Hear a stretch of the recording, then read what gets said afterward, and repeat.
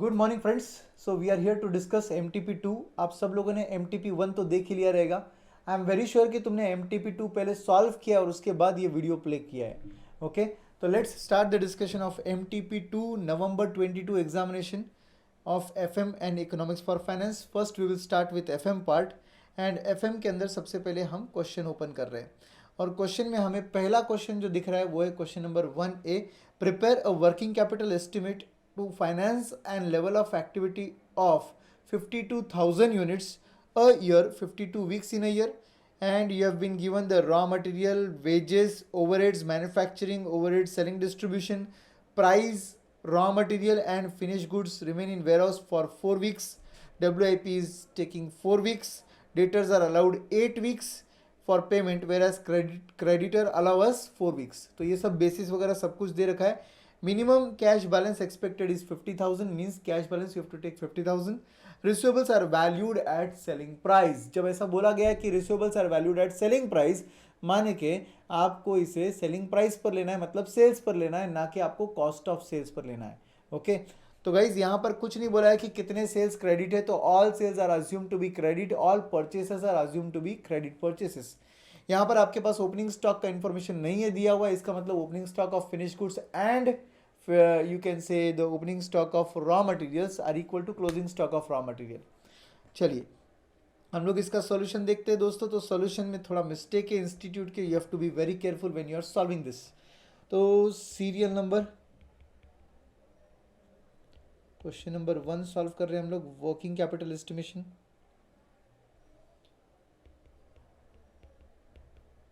Particulars,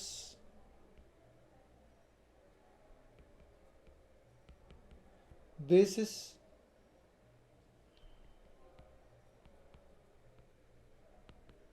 computation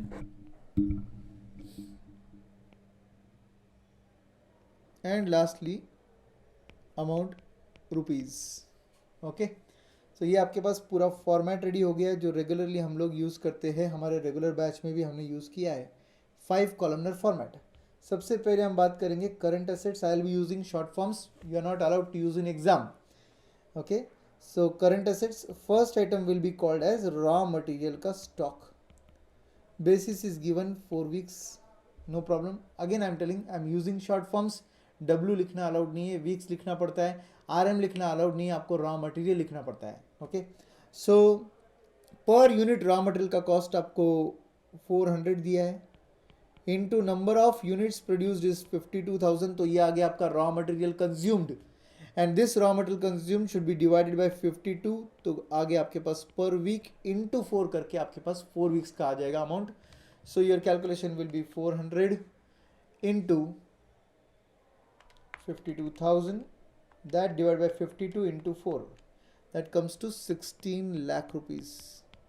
correct friends, 16 lakh rupees. Second item आता है आपके पास WIP स्टॉक, इसको हम एंड में डील करेंगे, इसका भी बेसिस 4 वीक्स है। थर्ड आइटम आपके पास आता है फिनिश गुड्स का स्टॉक, इसका बेसिस भी 4 वीक्स ही है और इसको हम लोग डील करते हैं अभी। और फिनिश गुड्स के कैलकुलेशन के अंदर इंस्टीट्यूट ने मिस्टेक किया है। आपके पास फिनिश गुड्स का अंदर आता है आपके पास आपका raw material 400, wages 150 plus manufacturing expenses 200। Okay, अब आप बोल रहे हो कि आपका ये है फिनिश गुड्स, तो ऑब्वियसली फिनिश गुड्स है तो इसके अंदर सेलिंग एंड डिस्ट्रीब्यूशन ओवरहेड्स जो है वो इंक्लूड नहीं होने चाहिए, क्योंकि टोटल कॉस्ट ऑफ प्रोडक्शन लेना पड़ेगा आपको, टोटल कॉस्ट ऑफ प्रोडक्शन। तो ये 750 पर यूनिट आता है and that 750 per unit should be multiplied by 52,000, that divided by 52 into 4 करना पड़ेगा आपको। so 750 into 52,000 divided by 52 weeks into 4, जब मैं करूँगा तो मेरा आंसर आता है यहाँ पर 30 लाख रुपीज़। 30 लाख रुपीज़ ये मेरा आंसर आता है यहाँ पर, और ये है मेरा फिनिश गुड्स का स्टॉक 30 लैक्स। करेक्ट, जबकि इंस्टीट्यूट के आंसर में 34 लैक्स दिया हुआ है, तो I think this is not correct. तो 34 lakhs is not the correct answer, it should be 30 lakhs, because अगर आप देखोगे तो इन्होंने जो वैल्यूएशन लिया है वो लिया है डायरेक्टली टोटल कॉस्ट, बट ये टोटल कॉस्ट ऑफ सेल्स है ICI, ये टोटल कॉस्ट ऑफ सेल्स है जो कि बेस नहीं होना चाहिए। यहाँ पर आपने एक टोटल मारना चाहिए था कॉस्ट ऑफ प्रोडक्शन, यहाँ तक का एक टोटल मारना चाहिए था कॉस्ट ऑफ प्रोडक्शन, और उसके बेसिस पर आपका आंसर निकालना चाहिए था। सो this is a mistake by institute answer. Okay, in the institute answer this is the mistake. Now let's anyways discuss the next part. यहाँ पर बोला गया है आगे डेटर्स, डेटर्स का वैल्यूएशन जो है वो आपको सेल्स के बेसिस पर करना है। डेटर्स का वैल्यूएशन आपको सेल्स के बेसिस पर करना है।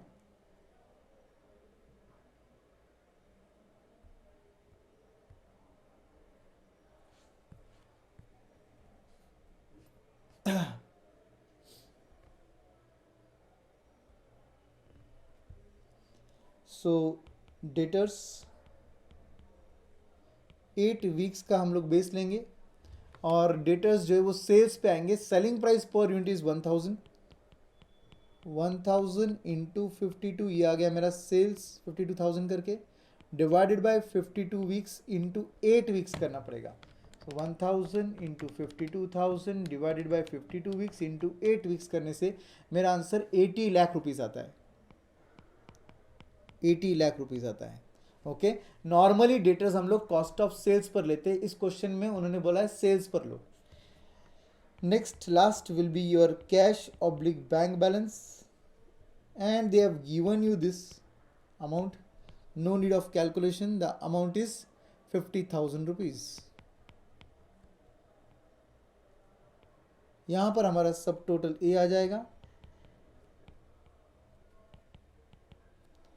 बी पार्ट में हमारे पास करंट लायबिलिटी में एक ही आइटम आएगा, वो है ट्रेड क्रेडिटर्स, क्योंकि ओवरहेड्स के हद तक कोई भी आउटस्टैंडिंग कुछ नहीं बोला है तो वी कैन नॉट अज्यूम, इसलिए हम बोलेंगे ट्रेड क्रेडिटर्स, जिनका बेसिस उन्होंने 4 वीक्स दिया है, 4 वीक्स दिया है। So creditors should be valued obviously on the basis of raw material purchased, but यहाँ पर consumption is equal to purchase होगा क्योंकि हमारे पास opening stock of raw material नहीं है। So 400 into 52,000 will be your consumption as well as purchases, and that should be again divide by 52 into 4 करेंगे। तो ऑफकोर्स मुझे दिख रहा है कि ये सेम कैलकुलेशन ऊपर मैंने किया है, इसलिए इसका आंसर 16 लाख रुपीज़ आएगा, और ये मेरा सब टोटल बी है।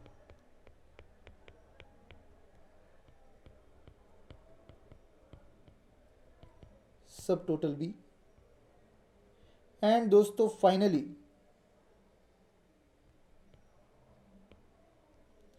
We get net working capital, that is nothing but A minus B. So अब हमारे पास यहाँ पर WIP का वर्किंग पेंडिंग रह गया है। WIP के लिए क्या करना पड़ेगा, इस वेजेस जो है वो आधे लेने पड़ेंगे, ओवरहेड्स जो है वो भी आधे लेने पड़ेंगे, एंड ऑफ कोर्स आपको आपका रॉ मटेरियल कंज्यूम पूरा लेना पड़ेगा।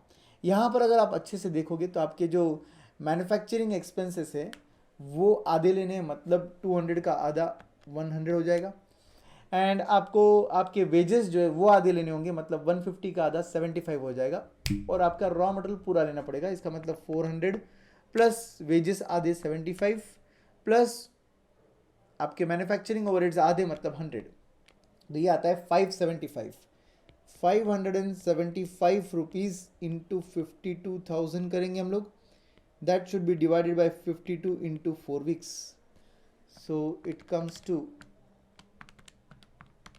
23 lakh rupees. It comes to 23 lakh rupees. Of course it matches with the answer of institute. यहाँ पे इंस्टीट्यूट ने बराबर किया है, मैन्युफैक्चरिंग एक्सपेंसेस ही लिए, थैंक गॉड यहाँ पर सेलिंग डिस्ट्रीब्यूशन नहीं लिया। ओके, तो ये आता है टोटल ले लेते एक बार, 23 plus 16 lakhs plus 30 lakhs plus 80 lakhs plus 50,000, that comes to 149,50,000। Correct my friends, 149,50,000 and minus करेंगे 16 लैक्स, तो आ गया हमारा answer. Final answer comes to 13,35,000, sorry 1,33 lakh से हो 1,33 लाख एंड 50,000। करेक्ट फ्रेंड्स, तो ये आपका फाइनल आंसर आता है क्वेश्चन नंबर 1A का। इसको सॉल्व करने का रीज़न क्या था, डिटेल में इतना सॉल्व इसलिए किया बिकॉज इंस्टीट्यूट ने इसको गलत सॉल्व किया था। Okay, now coming to question number 2. Question number 2 बोलता है हमें Amar limited has sales of 68 lakhs, variable cost ratio is 60%, मतलब contribution is 40%. The company has fixed cost of 16,32,000. The capital of the company comprises of 12% long-term debt, 1 lakh preference shares of 10 each carrying dividend rate of 10%, and 1,50,000 equity shares. The tax rate applicable for the company is 30%. At current sales level, determine the interest, EPS, and the amount of debt for the firm if a 25% decline in sales, ये बहुत important था, a 25% decline in sales मतलब जो sales अभी है 68 लाख के, वो 25% से डिक्लाइन हो जाएंगे, मतलब 51 lakhs पे अगर आ गए तो it will wipe out all the EPS. It will wipe out all the EPS मतलब ईपीएस विल बिकम जीरो. अगर ईपीएस जीरो बन जाता है दोस्तों तो इसका मतलब क्या हुआ, ईपीएस जीरो लेकर रिवर्स कैलकुलेशन कर आप ढूंढ सकते हो काफी आइटम्स इसमें. तो दोस्तों यहां पर सेल्स लेना होगा आपको. Instead of 68 lakhs you need to take the sales as 51 lakhs, मतलब reduce it by 25% and reverse calculation करो. ईपीएस जीरो लेकर आगे नीचे से ऊपर जाओ, आपको काफी आइटम्स मिल जाएंगे. तो दोस्तों इस क्वेश्चन को सॉल्व करने के लिए हम लोग डायरेक्टली आंसर रेफर करेंगे.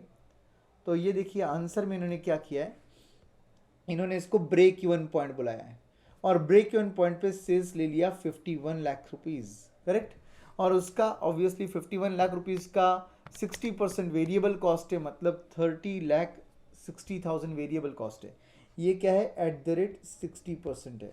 और उसके बाद बचा हुआ कंट्रीब्यूशन आएगा 20,40,000 का. फिक्स कॉस्ट क्वेश्चन में दिया था और वो फिक्स कॉस्ट है, तो इसका मतलब वो रिमेन कांस्टेंट रहेगा 16,32,000 का. तो ऑब्वियसली ये आपका 4,08,000 जो ये ईबीआईटी आएगा. क्वेश्चन में आपको इंटरेस्ट का अमाउंट नहीं दिया है, नो प्रॉब्लम, यहां तक का कैलकुलेशन कर लो. अब इसके बाद क्या करना है, आपको ईपीएस जीरो लेकर रिवर्स कैलकुलेशन करना पड़ेगा. ईपीएस जीरो लेकर रिवर्स कैलकुलेशन करना पड़ेगा. जब मैं रिवर्स कैलकुलेशन करूंगा तो मेरे पास नंबर ऑफ शेयर्स क्वेश्चन में दिए हैं, क्योंकि क्वेश्चन में बोला है 1,50,000 इक्विटी शेयर्स. तो 1,50,000 नंबर ऑफ शेयर्स है, ईपीएस जीरो लिया गया है. प्रेफरेंस डिविडेंड जो है वो 10,000 है. क्वेश्चन में प्रेफरेंस डिविडेंड का अमाउंट नहीं दिया था, मगर ये बोला है 1 lakh preference shares of 10 each. 1 lakh preference shares of 10 each मतलब हो गया 10 lakhs एंड 10% डिविडेंड रेट है उसका 10%. तो 10 लाख का 10% 1 लाख होता है. यहां पर रुपीज 1 लाख के प्रेफरेंस शेयर्स बोले हैं, यहां पर रुपीज 1 लाख के प्रेफरेंस शेयर्स बोले, ना कि 1 लाख प्रेफरेंस शेयर्स बोला है. तो अगर आप अच्छे से क्वेश्चन को देखोगे तो आपको समझेगा कि यहाँ पर रुपीज़ 1 लाख बोला है, दिख रहा है आपको, रुपीज़ 1 लाख. इसका मतलब क्या हुआ, 1 लाख रुपए के प्रेफरेंस शेयर्स, 10% से preference dividend amount comes to 10,000. So preference dividend amount यहाँ पे लिया गया है 10,000. और फिर रिवर्स अगर कैलकुलेशन करेंगे तो हमारा पैड भी आना चाहिए 10,000, क्योंकि रिवर्स कैलकुलेशन कर रहे हैं हम लोग. तो ऑब्वियसली प्रेफरेंस डिविडेंड डिडक्ट करके जीरो आ रहा है, इसका मतलब zero plus preference dividend of 10,000 should be your PAT. So PAT comes to 10,000. Tax rate जो है वो रिवर्स कैलकुलेशन करके निकाला गया, मतलब 10,000 is remaining 70%. So 10,000 divided by 70% अगर हम लोग करेंगे तो before tax amount comes to 14,286. 14,286 is nothing but 10,000 is 10%. So what is 100%? वैसे कैलकुलेशन करके आपका 14,286 अमाउंट आता है. इसका मतलब tax will be the balancing figure, या 14,286 का 30% लेके देख लो, 4,286 ही आता है. एंड फिर आपका जो बैलेंसिंग फिगर रहेगा वो रहेगा आपका 3,93,714. तो इस तरीके से आपका बैलेंसिंग फिगर इंटरेस्ट आ गया. एक बार ये इंटरेस्ट आ गया तो नो प्रॉब्लम, आप ये फिगर को यूज करके आगे कैलकुलेशंस इजीली कर सकते हो. ओके, तो इंटरेस्ट का फिगर आ गया. अब हम लोग क्या करेंगे, एक्चुअल सेल्स पे कैलकुलेशन करेंगे. एक्चुअल सेल्स 68 लाख है, तो 68 लाख का अगर मैं 60% देखूँ तो 40,80,000 होता है. और फिर remaining 40% will be contribution and फिर fix cost will remain same and मेरा ईबीआईटी आएगा 10,88,000. इसमें इंटरेस्ट जो इधर आया था वही इंटरेस्ट कांस्टेंट रखा गया है, तो interest will remain same. And फिर नीचे का अमाउंट आएगा प्रॉफिट बिफोर टैक्स, जिसपे आप 30% टैक्स भर दो, प्रॉफिट आफ्टर टैक्स आ जाएगा. प्रेफरेंस डिविडेंड जो है वो 1 लाख पे 10% 10,000 का प्रेफरेंस डिविडेंड रहेगा. लेस कर लो, ये आ गया आपका इक्विटी शेयर्स को अवेलेबल अर्निंग, जिसको हम लोग नेट इनकम बोलते हैं, and that should be divided by number of shares. तो नंबर ऑफ शेयर्स आर 1,50,000. तो एक काम करेंगे 4,76,000 डिवाइडेड बाय 1,50,000 करेंगे तो आपका पर शेयर ईपीएस जो है वो 3.17 रुपीज़ आता है. 3.17 रुपीज़ आता है आपका अर्निंग पर शेयर. तो आपको उन्होंने क्या क्या पूछा था? ईपीएस पूछा था, इंटरेस्ट पूछा था. Interest yes ready, EPS yes ready, और लास्टली उन्होंने पूछा अमाउंट ऑफ डेट निकालो. अमाउंट ऑफ डेट निकालना बहुत आसान है दोस्तों. डेट का फॉर्मूला हमको पता है. Debt is equal to interest divided by rate of interest. याद है आपको? Interest divided by rate of interest. Interest का अमाउंट है 3,93,174 divided by rate of interest. आपका क्वेश्चन में दिया है 12%. सो बस आप इसको डिवाइड कर लो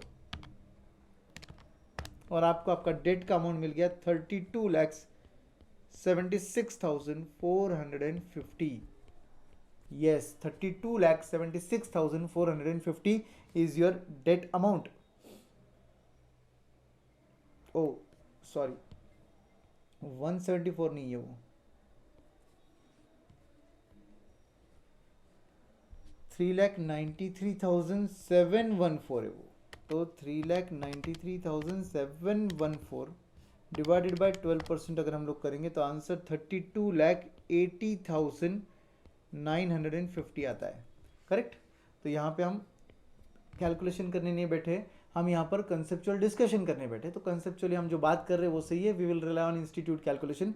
सो इंस्टीट्यूट का कैलकुलेशन यहाँ पर करेक्ट है, नो प्रॉब्लम. ये एकदम आसान सा क्वेश्चन था, कुछ नहीं. आपको ईपीएस जीरो का बेस लेकर रिवर्स कैलकुलेशन कर कर इंटरेस्ट निकालना था. वही इंटरेस्ट आपको एक्चुअल सेल्स में यूज़ करना था और आपका ईपीएस निकल जाता है. एक बार आपका इंटरेस्ट आ गया, ईपीएस आ गया, फिर डेट का वैल्यू निकालने के लिए आपको ये फॉर्मूला यूज़ करके आंसर निकालना था. ऐसे क्वेश्चन एक्सपेक्टेड एग्जाम में ज़रूर आ सकते हैं. Next, yes, so let's move to question number 1C. Avish Limited Private Limited is considering relaxing its present credit policy for account receivables and is in the process of evaluating two proposed policy. Currently the company has annual credit sales of 55 lakhs, account receivable turnover ratio of 5 times. You know account receivable turnover ratio, अगर 5 times का account receivable turnover ratio है तो उसका collection जो है वो 12 divided by 5 करके months में आएगा. So if I divide 12 by 5 I will get 2.4 months. तो हमारा कलेक्शन पीरियड है 2.4 मंथ्स का. Then they are saying here that you know कि हमारा जो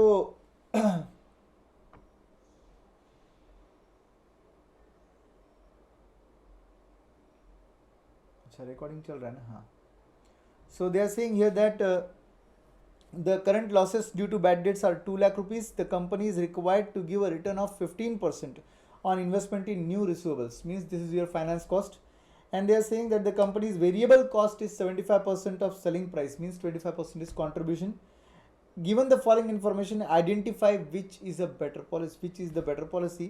Credit sales 55 lakhs, 65 lakhs, 70 lakhs. Relaxation की वजह से सेल्स बढ़ रहा है, मगर बैड डेट्स भी बढ़ेंगे 2 लाख, 3 लाख 50 एंड 5 लाख. एंड जो टर्नओवर रेशियो है वो 5 टाइम्स, 4 टाइम्स एंड 3 टाइम्स हो रहा है.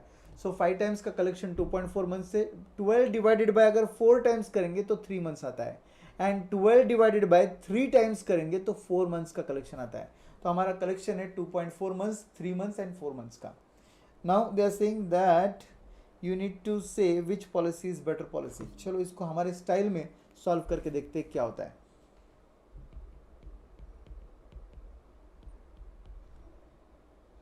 particulars,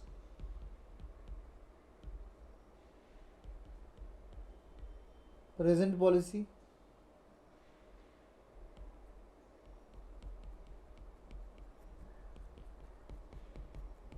proposed policies.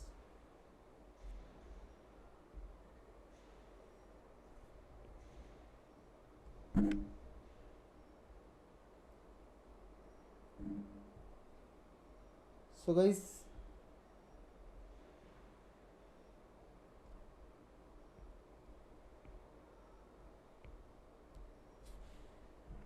$2.4 months, 3 months, 4 months कैसे आया? ये 12 डिवाइडेड बाय टर्नओवर रेशियो करके आया.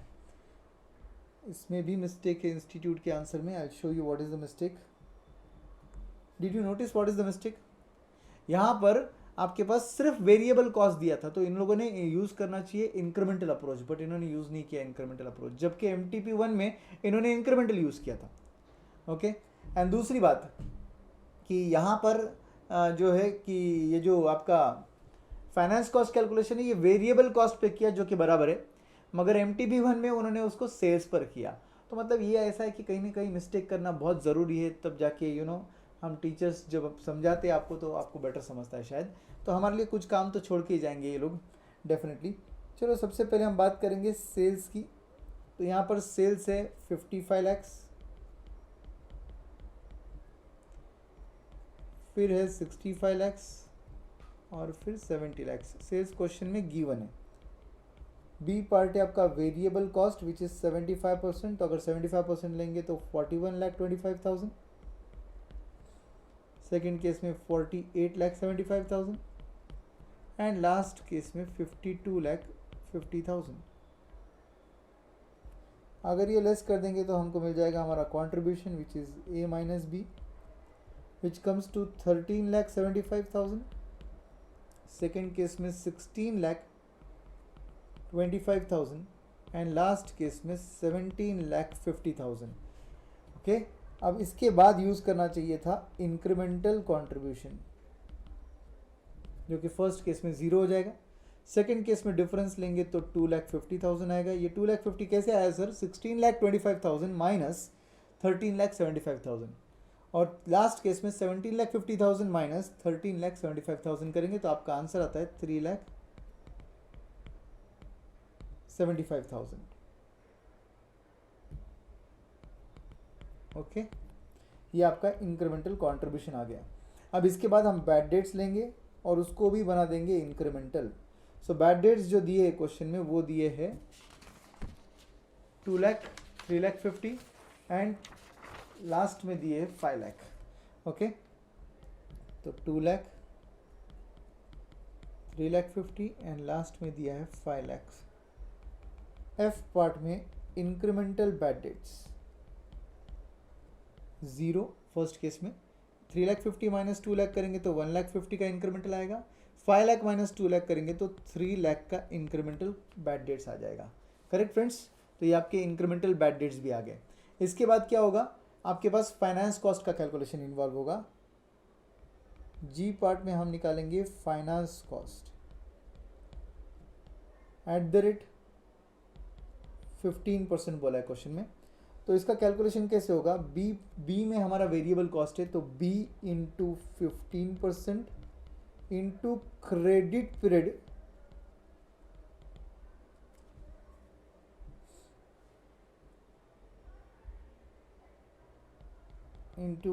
Period divided by 12। ये कैलकुलेशन से आपको हमारा फाइनेंस कॉस्ट मिल जाएगा। तो फर्स्ट केस में हमारा फाइनेंस कॉस्ट क्या होगा? 41,25,000 into 15% divided by 12 into 2.4, 1,23,750। Second case में 48,75,000 into 15% divided by 12 into 3 months which comes to 1,82,813 ले लेते हैं।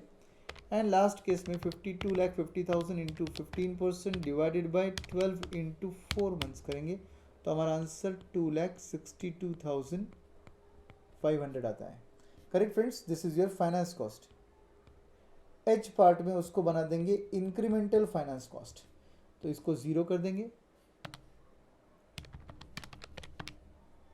लास्ट केस में हमारा इंक्रीमेंटल अमाउंट आता है 138,750 और 182,813 माइनस 123,750 करेंगे तो 59,063। ये आ गया हमारा इंक्रीमेंटल फाइनेंस कॉस्ट। अब फाइनली हमारा कंट्रीब्यूशन नेट बेनिफिट आ जाएगा इंक्रीमेंटल वाला। आई पार्ट में हम बोलेंगे इंक्रीमेंटल नेट बेनिफिट, जिसके लिए हमको क्या करना पड़ेगा?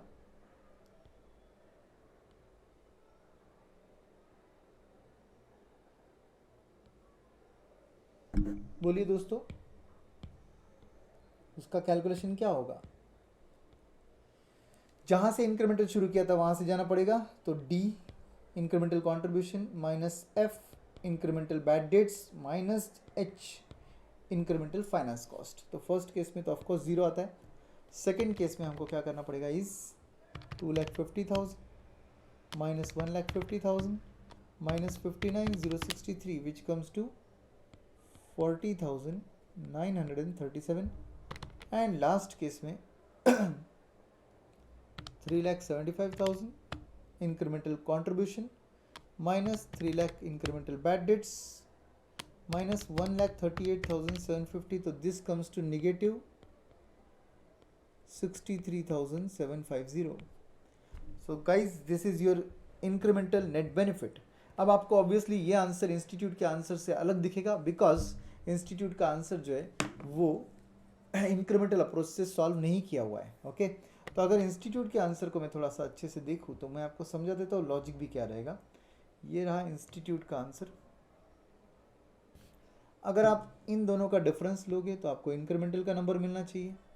तो 10,92,187 माइनस 10,51,250 आपका आंसर आता है 40,937 जो कि हमारा यहाँ पर आंसर ऑलरेडी आ चुका है. Correct friends.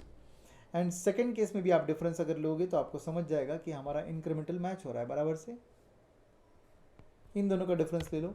987,500 माइनस 10,51,250 आपका आंसर निगेटिव 63,750 है और हमारा भी आंसर निगेटिव 63,750 है.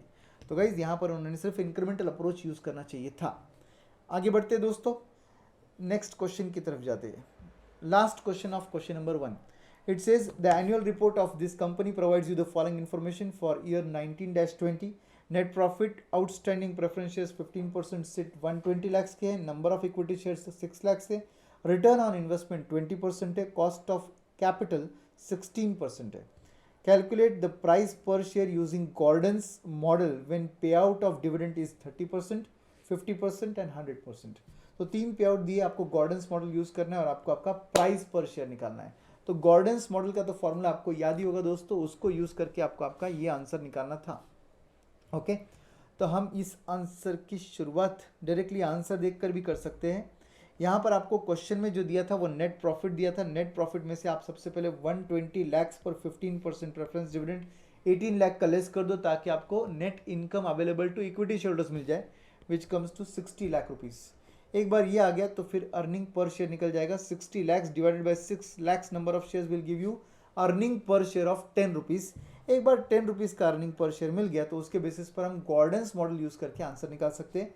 10 रुपीज़ का 30% पे आउट से ये आ गया dividend and that divided by के ही आपको दिया था 16%. बी इंटू आर करेंगे तो ग्रोथ रेट आ जाएगा. What is B? Is retention ratio. तो अगर आपका पे आउट रेशियो 30% है मतलब आपका रिटेंशन रेशियो 70% है. तो 70% into I R R is 20%.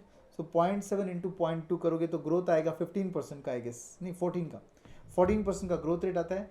तो 16% माइनस 14% करेंगे तो डिनोमिनेटर में 2% का आंसर आया. एंड 3 रुपीज़ डिवाइड बाई 2% करेंगे तो 150 rupees. 3 divided by 2% is 150 rupees का प्राइस पर शेयर.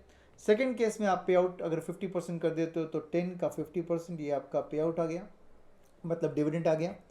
ये आपका के ही दिया है क्वेश्चन में और आपको 50% पे आउट से मल्टीप्लाइड बाय आर करेंगे तो B into R growth rate हो जाएगा एंड फिर आपका आंसर आएगा 83.33. लास्ट केस में अगर पे आउट और बढ़ जाता है तो डिविडेंड हो जाएगा 10 रुपये का एंड आपका जो के ही है वो 16% है. अब बी इंटू आर करेंगे तो 0 into anything will be 0 only. तो डिनोमिनेटर में 16 ही रहेगा. तो आपका आंसर 62.5 है. आपने नोटिस किया रहेगा कि आपका पे आउट बढ़ने के बाद प्राइस पर शेयर कम हो रहा है क्योंकि Gordon's model and Walter's model बोलता है कि आपका आर अगर ग्रेटर देन के ही रहेगा तो डिविडेंड पेमेंट जो है वो कम से कम होनी चाहिए. तो कम से कम डिविडेंड पेमेंट मुझे यहाँ दिख रहा है जहाँ पे मेरा पे आउट 30% है तो मेरा प्राइस सबसे ज़्यादा इधर आ रहा है. और अगर मैंने इसका नहीं सुनता हूँ मतलब पे आउट में ज़्यादा करता हूँ तो मेरा प्राइस फॉल हो रहा है. Right friends. So this was your question number 1. Now question number 2 पे आते हैं. क्वेश्चन नंबर 2 जो है ये क्वेश्चन बहुत ही लेंदी क्वेश्चन है. मतलब इंस्टीट्यूट में ये क्वेश्चन बनाने वाले ने क्या कसम खा के बनाया पता नहीं. 10 मार्क के लिए ये क्वेश्चन एक्चुअली होना चाहिए 20 मार्क का क्वेश्चन. ओके 20 मार्क के लिए मैं तो बोलता हूँ 10 मार्क का क्वेश्चन अगर ये एग्जाम में आ जाए, डिक्टो सेम आ जाए ना, तो भी सॉल्व मत करना, छोड़ देना भाई, क्योंकि इतना टाइम जाएगा आपका कि आप बिल्कुल सेटिस्फाई हो जाओगे 10 मिनट, मतलब 10 मार्क का क्वेश्चन सॉल्व करके। आप जब घड़ी की तरफ देखोगे तो आपको समझेगा भाई साहब मेरे ऑलमोस्ट 50 मिनट्स मिनिमम जा चुके हैं। तो अगर आप सोच सकते हो ऐसे क्वेश्चन एग्जाम में आते तो क्या होता है। So I just discuss what mistake they made in this answer, बाकी सब हम लोग डायरेक्टली आंसर से डिस्कस करेंगे इस क्वेश्चन के तक। It is too lengthy to solve because it is a combination of capital structure with cost of capital. Okay, चलो देख लेते एक बार क्या क्यों सर इतना बोल रहे भाई। The financial advisor of Sun Limited is confronted with the following two alternative financing plans for raising 10 lakh rupees that is needed for plant expansion and modernization.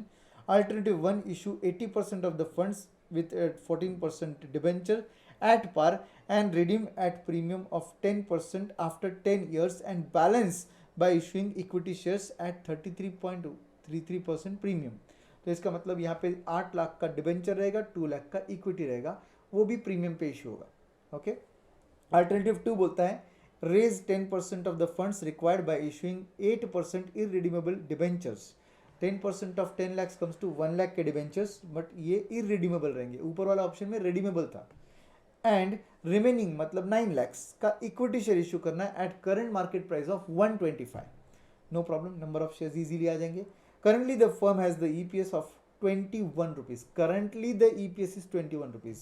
Okay, the modernization and expansion program is expected to increase the EBIT by 2 lakhs annually. इससे EBIT 2 lakhs से बढ़ेगा। The firm's condensed balance sheet for the current year is given below. Current assets are given, plant and equipment is given, current liability, long-term loans 10%, then reserves and surplus and equity share capital is given, total is 50 lakhs. However, the finance advisor is concerned about the effect of the issue of debt might have on the firm.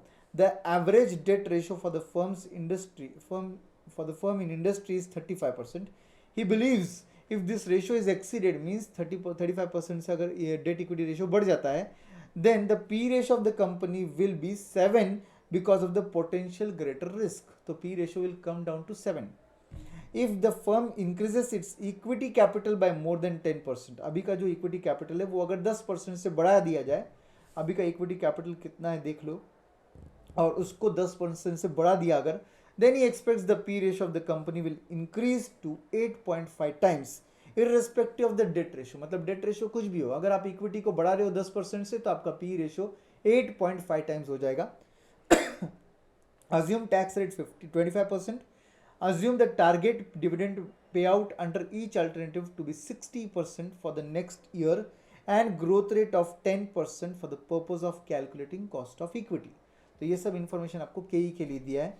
Then they are saying suggest with reason which alternative is better on the basis of each of the given below criteria.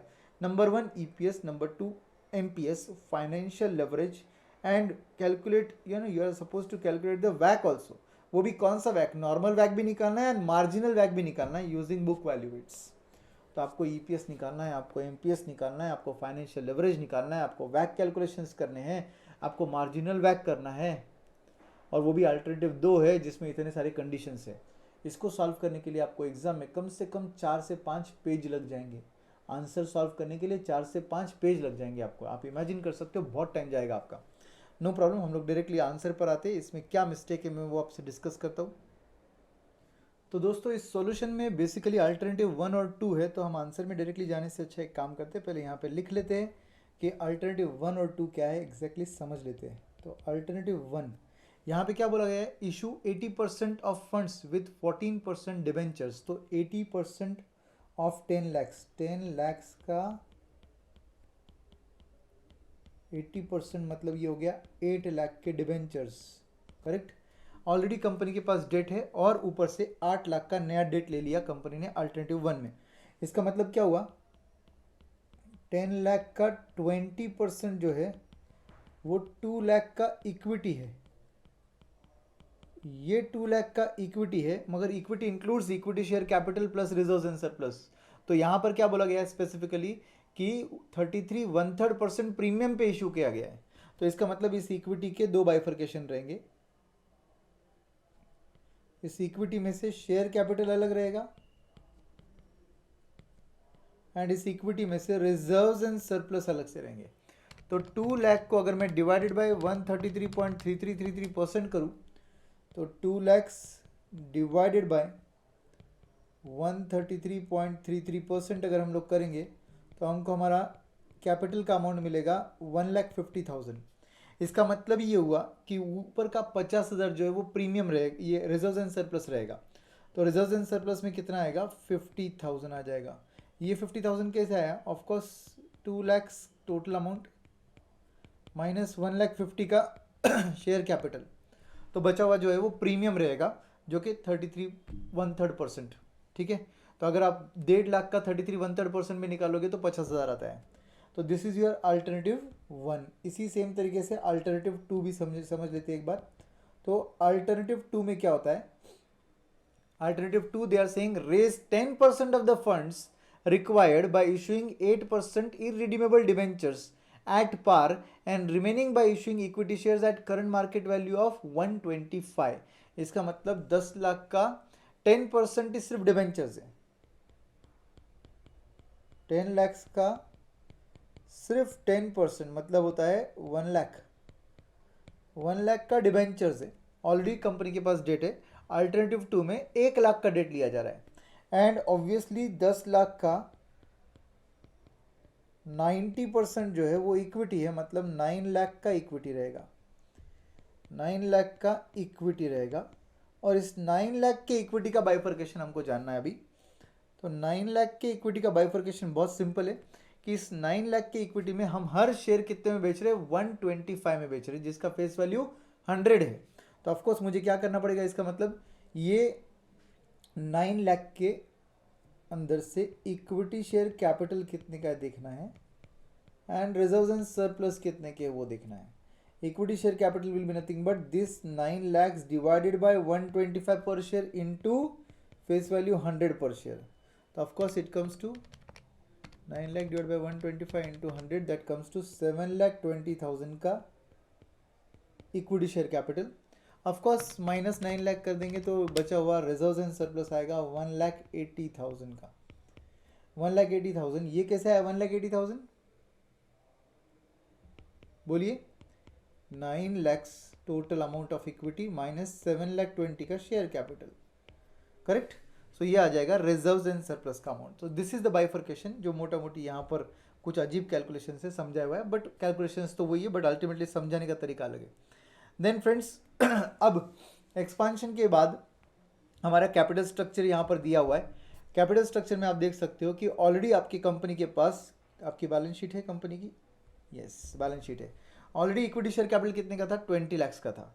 तो आप नए जब आप alternative 1 के साथ जाओगे आगे तो ऑब्वियसली 1.5 लाख का इक्विटी कैपिटल कितने से बढ़ जाएगा, equity share capital will increase by 1,50,000 and reserves and surplus अभी से कितने हैं 10 लाख के, तो दैट विल इंक्रीज बाय 50,000, तो 10,50,000 हो जाएगा वो, करेक्ट।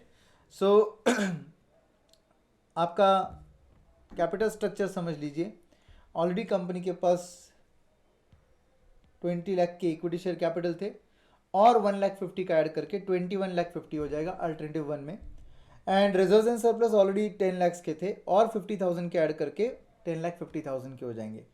तो अगर यहाँ पर आपको समझना होगा तो यहाँ पर भी आप समझ सकते हो कि ये 1,50,000 ये है प्रपोज्ड, इसके साथ 20 लाख ऑलरेडी जो है वो, तो 21,50,000 रिजर्व्स एंड सरप्लस 10 लाख के थे और ये प्रपोज्ड, तो ये हो जाएगा 10,50,000। यहाँ पर नीचे क्या होगा 20 lakh plus 7,20,000 that is 27,50,000 and reserves and surplus 10 lakh plus 1,80,000 that is 11,80,000। ये आपका बाइफर्केशन यहाँ पर दिख रहा है आपको, देख लीजिए 21,50,000 10,50,000 27,20,000 and 10 lakh plus 1,80,000 that is 11,80,000। Debt के हद तक already long term debt 15 lakh के थे एंड 15 लाख के थे, दोनों अल्टरनेटिव में एग्जिस्टिंग तो सेम रहेगा। प्रपोज के केस में आपका डेट 8 लाख है अल्टरनेटिव 1 में एंड अल्टरनेटिव 2 में वो है 1 लाख। तो total capital after expansion will become 55 lakh, ये उन्होंने एक्सप्लेन किया है। अब दोस्तों ऑलरेडी कंपनी का ईपीएस दे रखा था क्वेश्चन में 21 रुपीज़ पर शेयर। आपको पता है नंबर ऑफ शेयर्स कितने हैं 20,000, तो अगर मैं 21 इंटू 20,000 करता हूँ तो मेरा टोटल इक्विटी शेयर का अर्निंग जो है वो 4,20,000 आता है। 4,20,000 कैसे आया? Earning per share into number of shares, ये एग्जिस्टिंग अर्निंग आ गया फॉर इक्विटी शेयर होल्डर्स। अब ये आफ्टर 25% टैक्स था, आफ्टर 25% टैक्स था वो, तो अब इसको अगर डिवाइडेड बाय 75% करेंगे तो इट कम्स टू 5,60,000 का earning, that is profit before tax, that is profit before tax. अब इसमें ऑब्वियसली इंटरेस्ट अगर हम लोग ऐड बैक कर लेंगे, क्योंकि बैलेंस शीट हमारे पास दे रखी है, तो हमें पता है कि कितना लॉन्ग टर्म डेट है 15 लाख का, कितने रेट से? 10% से, तो 1,50,000 का इंटरेस्ट है, तो 1,50,000 का इंटरेस्ट अगर मैं ऐड बैक कर लूँ इस अमाउंट में, तो मुझे मिल जाएगा मेरा existing EBIT. Existing EBIT comes to 7,10,000। Question में बोला है कि ये ईबीआईटी 2 लाख से इंक्रीज होगा, तो 7,10,000 plus 2 lakh that comes to 9,10,000। इतना मेरा प्रपोज्ड ईबीआईटी रहेगा एक्सपांशन के बाद। अब ये प्रपोज्ड ईबीआईटी को लेना है, इसमें से रेस्पेक्टिव डेट का इंटरेस्ट लेस करना है, तो ये एग्जिस्टिंग डेट का इंटरेस्ट दोनों जगह लेस होगा। प्रपोज्ड डेट का इंटरेस्ट एक जगह आपका जो डेट अमाउंट है उसका रेट ऑफ इंटरेस्ट 14% है, दूसरी जगह आपका डेट का अमाउंट का रेट ऑफ इंटरेस्ट जो है वो 8% है। तो रेस्पेक्टिव प्लान का अमाउंट लिया डेट का, मल्टीप्लाइड बाय रेट किया, तो आपको मिल गया प्रॉफिट बिफोर टैक्स, 25% टैक्स भर दिया, profit after tax divided by number of shares. अब नंबर ऑफ शेयर्स 20,000 नहीं रहेंगे, फर्स्ट केस में 1,50,000 शेयर्स नए इशू किए, तो ऑब्वियसली यहाँ पर 1,50,000 के शेयर्स इशू किए, इसका मतलब क्या हुआ? 1,50,000 divided by 100 that is 1,500 shares यहाँ पे इशू हुए, इक्विटी शेयर्स ये इशू हुए। और यहाँ के केस में हमारे पास 7,20,000 divided by 100 that comes to extra share of 7,200 equity shares ये इशू हुए हैं।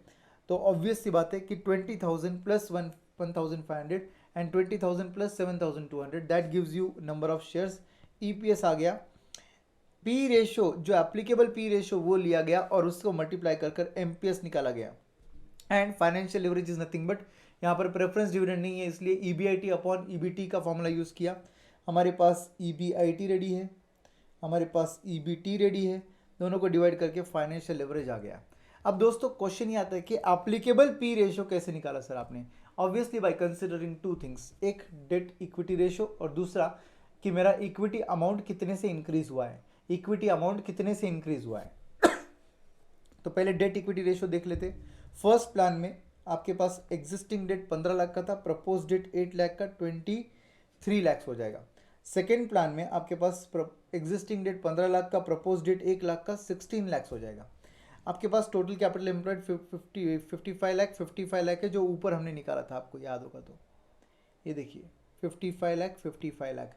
तो proposed capital employed is 55 lakh, divide कर लिया तो डेट इक्विटी रेशियो आ जाएगा 23 divide by 55, it comes to 41%। 41.82% is exceeding 35%। इसका मतलब यहाँ पर आपका पी रेशो हो सकता है कि कम हो जाए, 7 टाइम्स पर आ जाए, बट दोस्तों उसके लिए आपको चेंज इन इक्विटी भी देखना पड़ेगा। Change in equity first case में आपका इक्विटी 1.5 लाख से बढ़ रहा है, तो ऑब्वियस सी बात है 21,50,000 माइनस 20 लाख, 1.5 लाख से बढ़ा, डिवाइडेड बाय एग्जिस्टिंग आपका इक्विटी 20 लाख था, इसका मतलब आपका इक्विटी सिर्फ 7.5% से बढ़ा है। 7.5% सर कैसे निकाला आपने? इंक्रीज कितने से हुआ? 1.5 लाख से इंक्रीज हुआ। एग्जिस्टिंग कितना था? 20 लाख था, बस मल्टीप्लाइड बाय 100 करके परसेंटेज चेंज इन इक्विटी निकाला 7.5%। तो 7.5% इज नॉट मोर देन 10, इसका मतलब debt equity ratio will impact my P ratio, my P ratio will come down to 7 times. Second case में मेरा नया इक्विटी है जो कि 7,20,000 है, एग्जिस्टिंग इक्विटी जो है वो 20 लाख है, मल्टीप्लाई करके परसेंटेज चेंज किया, डिवाइड करके इंटू 100 किया, तो 7,20,000 divided bye 20 lakh into 100 that gives me 36% change. Now 36% change is more than 10%, so of course my debt equity ratio will not impact my P ratio of 7 times तक, उधर तक नहीं जाएगा, P ratio 7 times तक नहीं जाएगा, it will remain at 8.5 times जैसे question में बोला है वैसे। ओके तो ये पार्ट आपको समझा, आपका एप्लीकेबल पी रेशियो कैसे आया ये समझ गया दोनों पार्ट। यस अब इसके बाद इन्होंने कॉस्ट निकाले आपके इक्विटी का कॉस्ट ऑफ इक्विटी निकालते वक्त इन्होंने एक मेजर मिस्टेक किया है। डियर इंस्टीट्यूट एक मेजर मिस्टेक कर बैठा है यहाँ पर, वो है कि ये जो आपका क्या बोलते हैं ईपीएस निकाला आपने, ये ईपीएस जो दिया था क्वेश्चन में वो 21 रुपीज़ का था, वो एग्जिस्टिंग ईपीएस था।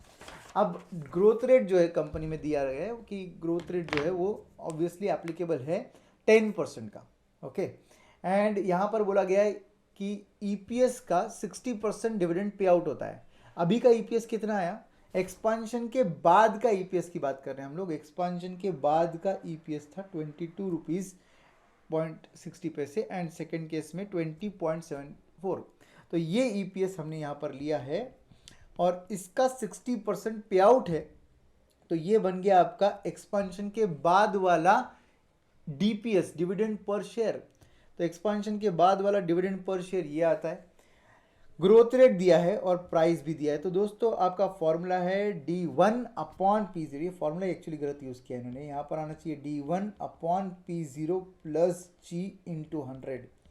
ये फॉर्मूला आना चाहिए के का। आपका जो यहाँ पर डिविडेंड निकाला गया ये एक्सपांशन के बाद वाला डिविडेंड है, क्योंकि उस एक्सपांशन के बाद वाले ईपीएस से वो आ रहा है, तो ऑब्वियस सी बात है ये D1 कंसिडर किया जाएगा, ये D1 कंसिडर करना चाहिए। तो आपका फॉर्मूला यहाँ पर होना चाहिए 13.56 D1/P0 इज 158.2, जो कि आपने एमपीएस निकाला यहाँ पर देख लीजिए 158.2 एंड 176.29।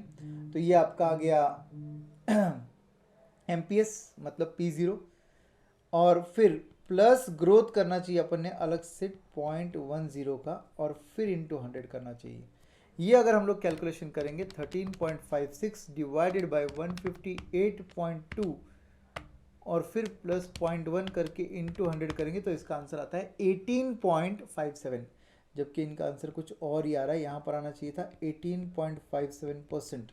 और दूसरे केस में ऑफकोर्स ये कैलकुलेशन चेंज हो जाएगा, यहाँ पर आएगा दूसरे केस का dividend per share next year का 12.44 divided by price 176.29 plus growth of 0.1 and last में इंटू 100। अगर आप ये करते हो तो 12.44 डिवाइडेड बाय 176.29 प्लस 0.1 इंटू 100, तो यहाँ का आंसर आता है 17.06%। 17.06%। दोस्तों ये आंसर हमारे केई के आंसर आने चाहिए, इन्होंने कुछ और ही किया और आपका केई का आंसर कुछ और ही निकाला, इसकी वजह से नीचे का पूरा कैलकुलेशन गलत गया, क्योंकि यहाँ का केई इधर इम्पैक्ट करेगा, इधर इम्पैक्ट करेगा, इधर इम्पैक्ट करेगा, इधर इम्पैक्ट करेगा, यहाँ पे मार्जिनल वैक में भी इम्पैक्ट करेगा। यहाँ के सभी कैलकुलेशन इस एक केई के कैलकुलेशन की वजह से सब गलत गया इंस्टीट्यूट का। ओके, बाकी केडी का कैलकुलेशन करेक्ट है, बस यहाँ पर ये लोग क्या पता नहीं क्या सोच के लिखते हैं, यहाँ पे 10 प्लस क्यों किया भाई, ये तो इंटू होता है, क्योंकि फॉर्मूला है I इंटू 1 - t, तो I इंटू 1 - t करने से आंसर 7.5, आंसर बराबर आता है इनका, मगर कैलकुलेशन में ये लोग क्या करते पता नहीं। यहाँ पर भी इंटू आना चाहिए, ओके, और फिर यहाँ पे आंसर आता है 7.5, ठीक है। और फिर आपका रेडीमेबल प्रेफरेंस शेयर का आंसर करेक्ट है, क्योंकि रेडीमेबल एट पार है, रेडीमेबल एट 10% प्रीमियम है एंड करंटली सेलिंग कुछ नहीं बोला रहेगा तो पार वैल्यू लेना पड़ता है। Net proceed will be 100 but redemption value will be 110, number of years are 10 years, बाकी सब कैलकुलेशन करेक्ट है। और यहाँ पर इरेडीमेबल का आंसर 6%, ये भी करेक्ट है। तो दोस्तों बाकी कैलकुलेशन पूरा वैक कैलकुलेशन नॉर्मल तरीके से है, जो भी आपको इक्विटी का अमाउंट मिला है उसके बेसिस पर आपको आगे बढ़ना है, रिजर्व्स एंड सरप्लस का जो अमाउंट मिला है उसके बेसिस पर आगे बढ़ना है, डेट का अमाउंट एंड नए डेट का अमाउंट, और ये भी प्लान 2 का नया डेट है, करेक्ट। तो इस तरीके से आपका अल्टरनेटिव 1 एंड अल्टरनेटिव 2 का वैक आता है। ये कैलकुलेशन में ये मिस्टेक्स रहने की वजह से ये सब गलत गया है, आप करेक्टली कैलकुलेट कर लो, आपके आंसर्स बराबर आ जाएंगे, ठीक है। मार्जिनल वैक की हद तक भी ऑफकोर्स आपको यहाँ पर ये आंसर चेंज करना पड़ेगा because of this calculation mistakes, केई के मिस्टेक की वजह से ये सब चेंज हो जाएगा। I hope you will solve it. हम लोग आगे बढ़ते, मेन डिस्कशन हो चुका है। Yes, now we will go to next question. Next question दोस्तों आता है आपका रेशियो एनालिसिस का क्वेश्चन। बहुत ही आसान सा क्वेश्चन था जिसका एकदम सिंपल तरीके से आंसर आता है। यहाँ पर मिस्टेक की पॉसिबिलिटी बहुत कम थी और इंस्टीट्यूट ने मिस्टेक नहीं किया है, ठीक है। From the following information and ratios prepare the balance sheet as on 31st March 2022 and the income statement for that year ended आपको एवरेज स्टॉक दे रखा है, ओके ध्यान से सुनिए इन्फॉर्मेशन को, आंसर ऑटोमेटिक आ जाएगा। एवरेज स्टॉक दे रखा है, ऑब्वियसली इन्वेंट्री टर्नओवर रेशियो में यूज होगा। करंट रेशियो दे रखा है, एसिड टेस्ट रेशियो दे रखा है, पीबीआईटी टू पीबीटी का रेशियो दे रखा है, देन एवरेज कलेक्शन पीरियड दे रखा है जिससे डेटर्स आ जाएंगे। स्टॉक टर्नओवर रेशियो दिया है 5 टाइम्स और आगे बोला है यूज सेल्स एज टर्नओवर। दोस्तों ध्यान से सुनिए, इन्वेंट्री टर्नओवर रेशियो में आपको लेना चाहिए सीओजीएस, बट इन्होंने स्पेसिफिकली बोला यूज सेल्स एज टर्नओवर, तो आपका फॉर्मूला इंस्टेड ऑफ सीओजीएस बन जाता है sales divided by average stock, sales divided by average stock, ये फॉर्मूला बन जाएगा आपका। वर्किंग आपको फिक्स एसेट्स टर्नओवर रेशियो दिया है, आपको वर्किंग कैपिटल का अमाउंट दे रखा है, आपको ऊपर करंट रेशियो दिया है, नीचे वर्किंग कैपिटल का अमाउंट दिया है, आपका current asset current liability easily आ जाएगा। देन आपको एनपी रेशियो जीपी रेशियो दिया है, अगर एक बार आप सेल्स निकालो जो कि स्टॉक टर्नओवर रेशियो से निकल सकता है, तो एक बार सेल्स आ जाएगा तो एनपी रेशियो जीपी रेशियो से net profit and gross profit भी आ जाएगा, ग्रॉस प्रॉफिट आ गया तो सीओजीएस भी निकल जाएगा। एंड दोस्तों ऑपरेटिंग एक्सपेंसेस एक्सक्लूडिंग इंटरेस्ट बोला है, एंड लॉन्ग टर्म लोन का इंटरेस्ट रेट दिया हुआ है आपको सिर्फ 12%, tax is not there, nil tax बोला है। तो दोस्तों इसको सॉल्व करने के लिए सबसे पहले आपको क्या करना पड़ेगा, इस करंट रेशियो यूज करो। यस करंट रेशियो यूज किया तो करंट रेशियो इज 3:1, इसका मतलब क्या हुआ, सी ए इज इक्वल टू 3CL। अब इसको रिप्लेस कर दो वर्किंग कैपिटल के फॉर्मूले में, वर्किंग कैपिटल का फॉर्मूला है current assets minus current liability, instead of writing C A write 3CL, तो it will be 3CL minus CL is equal to 10 lakh, इससे CL का आंसर आ जाएगा, CL का आंसर आया 5 लाख, एंड इसी से आपका CA का भी आंसर आ जाएगा, करंट एसेट्स का आंसर आता है 15 lakh, 3 times of course. And उसके बाद आप एसिड टेस्ट रेशियो यूज करके स्टॉक निकाल सकते हो, बिकॉज एसिड टेस्ट रेशियो मतलब क्विक रेशियो, क्विक रेशियो का फॉर्मूला होता है current assets minus stock divide by current liability. Current assets ready है हमारे पास, स्टॉक रेडी नहीं है, डिवाइडेड बाय करंट लायबिलिटी है हमारे पास, तो इजीली आपको स्टॉक का वैल्यू मिल गया, stock value comes to 10 lakh. Of course we are assuming no prepaid expenses here. And फिर स्टॉक टर्नओवर रेशियो यूज कर लो, आपके पास एवरेज स्टॉक है, आपके पास टर्नओवर रेशियो है, आप सेल्स निकाल सकते हो, क्योंकि क्वेश्चन में सेल्स का बेस लेने के लिए बोला है, तो आपका सेल्स का अमाउंट आता है 50 लाख। एक बार सेल्स आ गया तो जीपी एनपी रेशियो मल्टीप्लाई करके आपका जीपी अमाउंट 20 लाख आ गया, एनपी अमाउंट 5 लाख आ गया। इसके बाद आप पीबीआईटी अपॉन पीबीटी का रेशियो यूज करके क्या कर सकते हो, आपके पास प्रॉफिट बिफोर टैक्स आ चुका है, क्योंकि आपके पास नेट प्रॉफिट आया है। आप बोलोगे सर नेट प्रॉफिट ही प्रॉफिट बिफोर टैक्स कैसे, बिकॉज क्वेश्चन में बोला है देयर इज नो टैक्स, अगर नो टैक्स है इसका मतलब यही आपका बन गया ईबीटी, मतलब पीबीटी और पीबीटी, ठीक है। तो प्रॉफिट बिफोर टैक्स पता है तो profit before interest and tax पता चल जाएगा, क्योंकि रेशियो पता है 2.2 है, तो ऑब्वियसली बात है 5 लाख इंटू 2.2 करना है आपको, आपका आंसर 11 लाख आता है, करेक्ट। ये आ गया आपका profit before tax, profit before tax and profit before interest and tax. Profit before interest and tax and profit before tax का डिफरेंस होता है इंटरेस्ट, तो आपका इंटरेस्ट का अमाउंट आ जाएगा 6 लाख। एक बार इंटरेस्ट आ गया तो interest divide by rate of interest करके डेट का अमाउंट आता है, तो ये 6 लाख को अगर मैं डिवाइडेड बाय 12% कर देता हूँ, जो कि रेट ऑफ इंटरेस्ट है शायद मेरा 12% है ना, 12% ही रेट ऑफ इंटरेस्ट दिया है ना क्वेश्चन में, एक बार चेक कर रहे हैं, और अगर ये सही है तो फिर मेरा डेट का अमाउंट भी आ जाएगा। यस मेरा रेट ऑफ इंटरेस्ट दिया है लास्ट लाइन में 12%, तो इसको अगर मैं 6 लाख को डिवाइडेड बाय 12% कर दूं तो मेरा डेट का अमाउंट 50 लाख रुपीज़ आता है। So this is my debt amount 50 lakh, correct. यहाँ तक का सब कुछ हो गया। अब आपके पास सेल्स रेडी, आपको एवरेज कलेक्शन पीरियड दिया है, तो obviously sales divide by 360 into collection period कर देंगे तो हमारा रिसीवेबल का अमाउंट आ जाएगा, रिसीवेबल का अमाउंट आता है 4,16,667। यहाँ पर कहीं पर अज्यूम 360 डेज, यस बोला है क्वेश्चन में, इसलिए 360 लिया है। उसके बाद fix assets turnover ratio use किया, आपको टर्नओवर पता है सेल्स, आपको फिक्स एसेट्स टर्नओवर रेशियो पता है, तो आपका फिक्स एसेट्स का अमाउंट आ गया 62,50,000। एक बार ये सब अमाउंट्स आ गए तो आप सीधा सीधा income statement and balance sheet easily बना दोगे। इनकम स्टेटमेंट में आपके पास सेल्स रेडी है, जीपी रेडी है, balancing figure will be your cost of goods sold, आपके पास एनपी रेशियो रेडी है तो balancing figure will be your NP amount ready है, तो आपका balancing figure 9 lakh will be operating expenses, and फिर interest less करके आपका नेट प्रॉफिट भी रेडी है, करेक्ट। एंड बैलेंस शीट जब आप बनाओगे तो आपके पास फिक्स एसेट्स रेडी था, स्टॉक निकाल लिया था आपने, रिसीवेबल्स निकाल लिया था, ये बन गया आपका बैलेंसिंग फिगर, क्योंकि आपके पास करंट एसेट्स का अमाउंट रेडी है, तो ये टोटल आ जाएगा, ये टोटल इधर रखना है आपको। करंट लायबिलिटी आपको पता है ऑलरेडी, लॉन्ग टर्म डेट आपने निकाल लिया था 50 लाख, ये रहेगा आपका balancing figure of balance sheet, correct friends, बहुत ही आसान सा क्वेश्चन है और मुझे लगता है कि ऐसा क्वेश्चन आ सकता है। ओके, कोई बात नहीं, अगर लक अच्छे रहेंगे तो ज़रूर आएगा। आगे बढ़ते दोस्तों, क्वेश्चन नंबर 4। ये भी एक बहुत ही आसान सा क्वेश्चन था, बहुत सिंपल क्वेश्चन था, कोई बड़ी बात नहीं थी इसको सॉल्व करना। इंटरेस्टिंग सी बात यह है कि इसमें इंस्टीट्यूट ने कोई मिस्टेक एज सच नहीं की है, सिवाय एक अमाउंट लिखने के मिस्टेक में। अमाउंट एक जो लिखा है वो अमाउंट गलत लिखा है, बाकी सब कैलकुलेशन करेक्ट है। तो देख लेते एक बार। Initial investment outlay is of 150 lakhs for plant and machinery, 60 lakhs for working capital. Of course total will be your 0 year का cash outflow. Then sales are given to you 1.5 units per year for 1 to 5 years. Selling price is 120 per unit. Variable cost is 60 per unit. Fixed overheads में excluding depreciation आपके overheads है 22,50,000 for 1 to 5 years.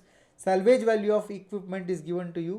but यहाँ पे क्या लिखा है? Salvage value of plant and machinery equal to WDV at the end of the year 5. Salvage value equal to WDV of the plant and machinery at the end of year 5. Okay. But WDV का कोई rate दिया हुआ है क्या? Yes, last में दिया हुआ है, मगर WDV का रेट नहीं है, वो SLM का रेट है। देख लीजिए अच्छे से। Tax rate 40%, time horizon 5 years, post tax cut off rate is 12%, means after tax you want a return of 12%, that becomes your discounting factor. And then rate of depreciation 20% on SLM बोला है। इसका मतलब WDV का कोई rate दिया हुआ नहीं है, इसका मतलब आप WDV का वैल्यू निकाल नहीं सकते हो, आपको WDV का वैल्यू नहीं लेना है, रेसिडुअल वैल्यू नहीं कंसिडर होगा because of this reason. And फिर इंडिकेट द फाइनेंशियल वैबिलिटी। क्यों सर, क्यों नहीं कंसिडर होगा? बिकॉज SLM में पूरी वैल्यू ही आपका राइट ऑफ कर देते हो आप, तो रिटर्न डाउन वैल्यू कुछ बचती ही नहीं है, इसीलिए नहीं लेना है। समझ रहे हो बात को आप? फिर उसके बाद बोला indicate the financial viability of the project, determine the sensitivity of the project's NPV to each of the following condition. तो 3 कंडीशंस दे रखी है। In decrease in selling price by 10%, increase in variable cost by 10%, increase in the plant and machinery cost by 10%। तो दोस्तों ये question में actually capital budgeting and risk analysis in capital budgeting, मतलब sensitivity वाला part दे रखा है। बहुत ही आसान सा क्वेश्चन था, इसका सॉल्यूशन देखते हैं। आपको नंबर ऑफ यूनिट्स सोल्ड दिया है, सेलिंग प्राइस पर यूनिट दिया है, मल्टीप्लाई कर आपको सेल्स मिल जाएगा, वेरिएबल कॉस्ट पर यूनिट दिया है इसलिए वेरिएबल कॉस्ट भी आ जाएगा। अगर इस सेल्स वैल्यू में से वेरिएबल कॉस्ट को आप माइनस कर दोगे तो बचा हुआ कॉन्ट्रीब्यूशन मिलेगा। फिक्स्ड एक्सपेंसेस आपको दे रखे अदर देन डेप्रिसिएशन। ओके, क्या नाम बोला है उन्होंने क्वेश्चन में? उस चीज़ को उन्होंने बोला है फिक्स्ड ओवरहेड्स। ओके, तो फिक्स्ड ओवरहेड्स आपने लेस कर दिया, डेप्रिसिएशन भी आपने लेस कर दिया। डेप्रिसिएशन कैसे आया सर? तो डेप्रिसिएशन कैसे आया? इस 150 lakhs का सीधा सीधा आपने क्या किया? 150 lakhs का सीधा सीधा 20% निकाल लिया। तो इसका मतलब क्या हुआ? अगले 5 सालों में आपका पूरा एसेट का वैल्यू आप राइट ऑफ करने वाले हो, तो return down value will B 0। Okay, तो यहाँ पर 150 lakhs into 20% will be your depreciation. फिर ये आ जाएगा आपका profit before interest and tax, इसी को प्रॉफिट बिफोर टैक्स बुला लो। टैक्स 40% लेस करके प्रॉफिट आफ्टर टैक्स आ जाएगा। ये जो डेप्रिसिएशन था ये नॉन कैश था, इसलिए इसको एड बैक कर दिया इधर, तो आपका कैश फ्लो आफ्टर टैक्स आ गया। ये 1 से 5 years तक का कैश फ्लो आफ्टर टैक्स था। 0 year का आउटफ्लो मशीनरी के लिए एंड वर्किंग कैपिटल के लिए। 1 से 5 years का इनफ्लो 52,50,000 का, एंड ये जो वर्किंग कैपिटल आपने इन्वेस्ट किया था ये रिलीज हो जाएगा, मतलब पहले आउटफ्लो था फिर इनफ्लो हो जाएगा, इसलिए इनफ्लो लिया 5th year में, और फिर आपका NPV आ जाता है 13,29,636 पॉजिटिव, इसलिए आप बोलोगे फाइनेंशियली ये वैबल प्रोजेक्ट है। उसके बाद आपको सेंसिटिविटी के लिए आगे बढ़ना है। सेंसिटिविटी में same calculation, instead of like this you have to solve in the row format पूरा अच्छे से। एंड रो फॉर्मेट में जब आप सॉल्व करोगे तो आपको 3 चेंजेस करने। पहला बोला है सेलिंग प्राइस को रिड्यूस कर दो 10% से। आपका सेलिंग प्राइस 120 है, 120 माइनस 10% करो तो आपका आंसर आता है 108, इसलिए यहाँ पर सेलिंग प्राइस दिया 108, बाकी कैलकुलेशन पूरा सेम है, जिससे आपका NPV ये आता है। करेक्ट? अब क्या करना है आपको? ये NPV 23,63,522 नेगेटिव NPV है, और ऊपर वाला जो है वो पॉजिटिव नंबर था आपके NPV का। इसका मतलब इनका डिफरेंस निकालने के लिए इनको ऐड करना पड़ेगा, तो 13,29,636 ऐड कर दिया, ये आ गया change in NPV divided by base NPV 13,29,636 into 100 अगर मैं करूँ तो 292% का चेंज आता है। ये चेंज कैसे आया दोस्तों? इज नथिंग बट 25,63,522 का NPV प्लस पॉजिटिव एनपीवी जो ऊपर हमने कैलकुलेट किया था, वो पॉजिटिव एनपीवी का नंबर है 13,29,636। सर ऐड क्यों किया सर? बिकॉज नेगेटिव नंबर है वो, एनपीवी का नंबर नेगेटिव रहने की वजह से ऐड होता है वो, and divide by base NPV 13,29,636 into 100। जब आप करोगे तो आपका आंसर आएगा 292.80, राइट। अब सेकेंड केस में आपका वेरिएबल कॉस्ट आपको इंक्रीज करना है 10% से। आपका वेरिएबल कॉस्ट फिलहाल जो है वो 60 है, तो वो बन जाएगा 66। सेम तरीके से आप फिर से एनपीवी निकालोगे तो आपका एनपीवी ये आएगा। सेम तरीके से कैलकुलेशन करोगे तो आपका कैलकुलेशन आएगा 146.4। कैसे आता है? Is nothing but this NPV, negative NPV plus the earlier positive NPV divided by earlier positive NPV into 100। Last case में आपको बोला है कि प्लांट एंड मशीनरी का वैल्यू बढ़ा दो 1.5 लाख 10% से। आपका प्लांट एंड मशीनरी का इन्वेस्टमेंट अमाउंट जो है वो 150 लैक्स था, तो 150 लैक्स जब आप चेंज करोगे तो वो बन जाएगा 150 प्लस 10% मतलब 165 लैक्स। 165 लैक्स पे डिप्रिसिएशन भी चेंज हो जाएगा दोस्तों। डिप्रिसिएशन आएगा इंटू 20% करके 33 लैक्स का, तो डिप्रिसिएशन एक चेंज हो गया।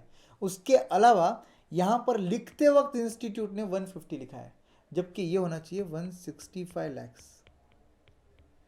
कैलकुलेशन करते वक्त बराबर कैलकुलेशन किया है, लिखते वक्त उन्होंने कॉपी पेस्ट कर दिया शायद, ओके। एंड फिर उसका एनपीवी का डिफरेंस निकाल के परसेंटेज चेंज इन एनपीवी आता है 80% अप्रॉक्स। यस, तो सबसे ज़्यादा सेंसिटिव फैक्टर जो है वो फर्स्ट वाला फैक्टर है, okay. It can be seen that most sensitive is selling price. Selling price में सबसे ज़्यादा बदलाव आ रहा है एनपीवी में, okay. So this was a very easy question, थोड़ा इजी क्वेश्चन था ये। नेक्स्ट क्वेश्चन पे आते हैं। नेक्स्ट क्वेश्चन में इंस्टीट्यूट क्या बोलता है? The following information is relating to Navya company for the year ended 31 March 2022। Average stock दे रखा है, सॉरी रेशियो एनालिसिस का फिर से क्यों पढ़ रहा हूँ मैं? यस, तो यहाँ पर आपका इनफैक्ट सिर्फ एक लेवरेज का क्वेश्चन बचता है अभी। फिफ्थ क्वेश्चन लेवरेज वाला क्वेश्चन। फॉलोइंग इन्फॉर्मेशन नव्या, यस हाँ, तो यहाँ पर बोला है इक्विटी शेयर कैपिटल 65 लैक्स का, 12% बॉन्ड्स, सेल्स 111 लैक्स। अब यहाँ पर इंस्टीट्यूट ने क्या किया पता है? पहले आपको एक question model test paper release किया था, उसमें उन्होंने सेल्स गलत लिए थे। यहाँ पर वापस से उस मॉडल टेस्ट पेपर को चेंज करके यहाँ पर उन्होंने सेल्स डाला गया 111 लैक्स। अगर आपके पास ओल्ड प्रिंट आउट रहेगा, बहुत पहले आप ईगरनेस से पहले एमटीपी डाउनलोड किया रहेगा, प्रिंट निकाल दिया रहेगा, तो देख लो वहाँ पर सेल्स कुछ और है। और यहाँ पर उन्होंने नए एमटीपी में मतलब उसी एमटीपी को चेंज किया उन्होंने और 111 वाला सेल्स डाल दिया। 111 लैक्स वाला सेल्स है। फिक्स कॉस्ट दे रखा है, फाइनेंशियल लिवरेज रेशो दे रखा है, प्रॉफिट वॉल्यूम रेशो दिया है, PV ratio, and applicable income tax rate is 30%। तो बहुत सिंपल सा यहाँ पर एक क्वेश्चन है जिसका आंसर बहुत आसानी से आ जाएगा, ओके। तो हम डायरेक्टली आंसर की तरफ बढ़ते हैं। आपको सेल्स दे रखा था, यस दे रखा है, आपने पीवी रेशियो यूज़ करना है। सेल्स 111 लैक्स है, 111 लैक्स पे अगर मैं पीवी रेशियो अप्लाई कर देता हूँ, मेरा प्रॉफिट वॉल्यूम रेशियो कितना दिया है उन्होंने 25% का, तो इंटू 25% करने से 27,75,000 का डायरेक्टली कॉन्ट्रीब्यूशन नंबर मिल जाएगा मुझे।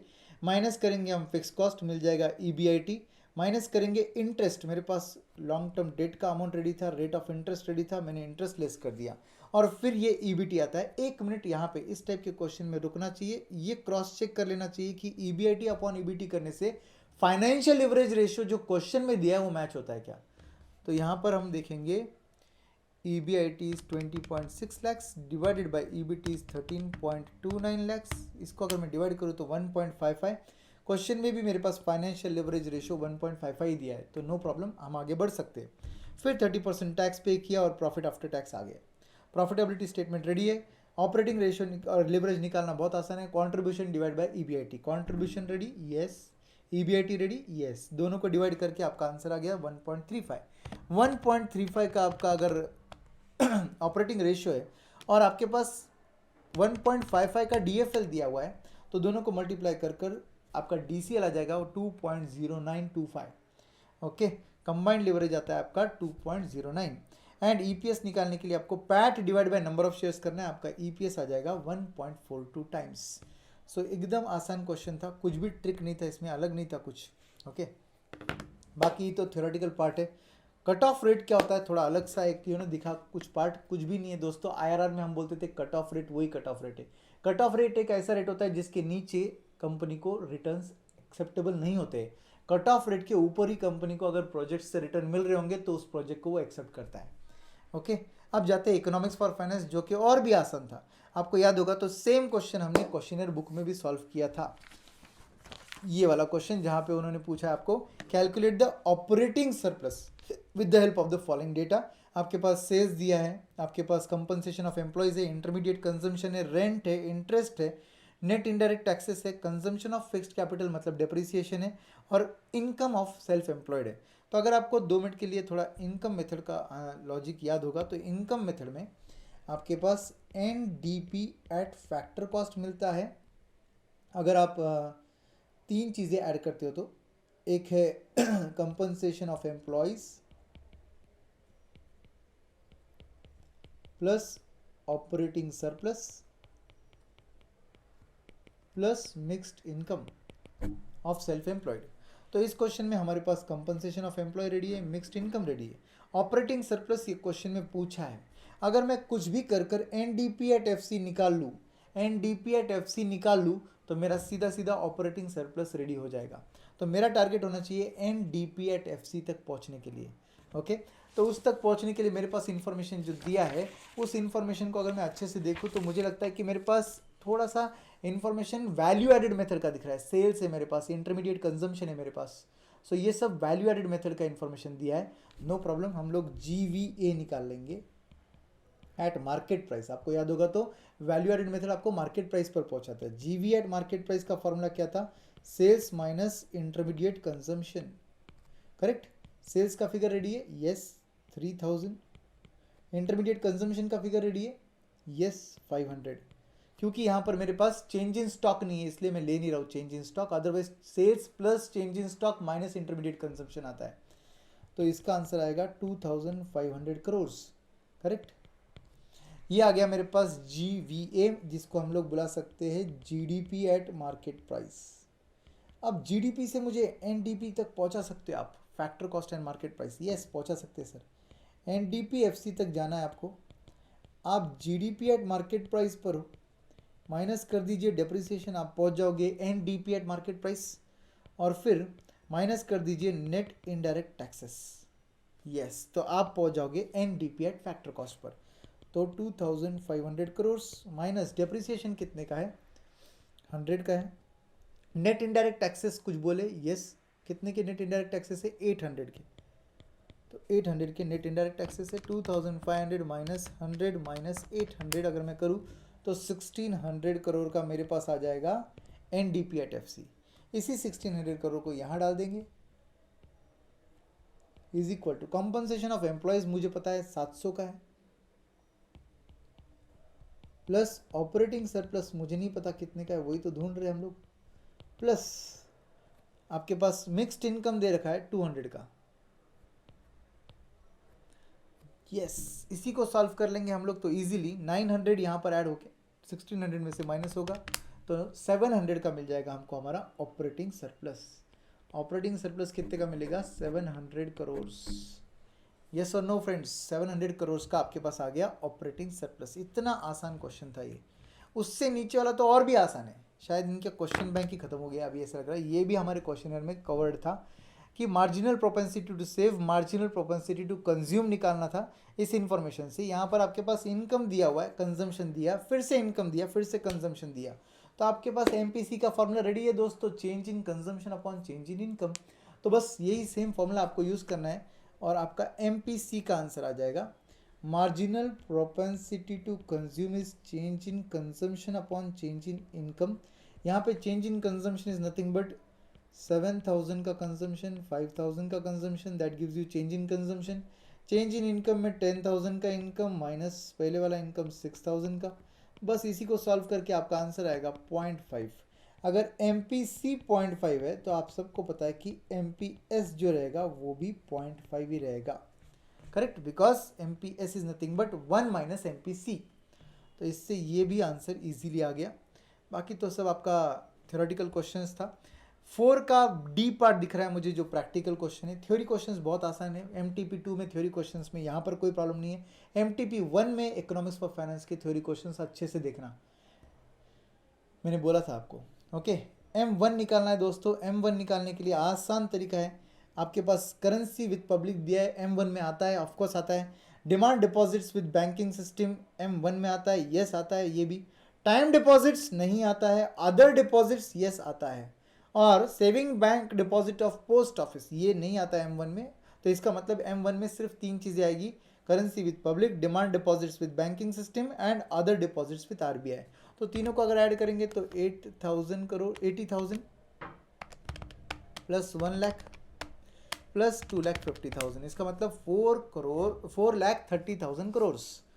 4,30,000 crore will be your answer. Check कर लेते एक बार आता है क्या।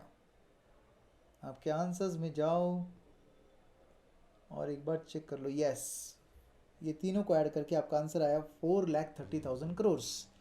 इसके अलावा और कुछ practical question economics for finance में नहीं है दोस्तों। थ्योरेटिकल क्वेश्चंस बहुत ही आसान है, एकदम अच्छे से आप देख सकते हो, कोई प्रॉब्लम नहीं आएगा इस थ्योरी क्वेश्चंस में। आई होप ये MTP 2 का डिस्कशन भी आपके लिए यूजफुल था। All the best and definitely मुझे एग्जाम कैसी जाती है रिव्यू ज़रूर कमेंट सेक्शन में बताइएगा।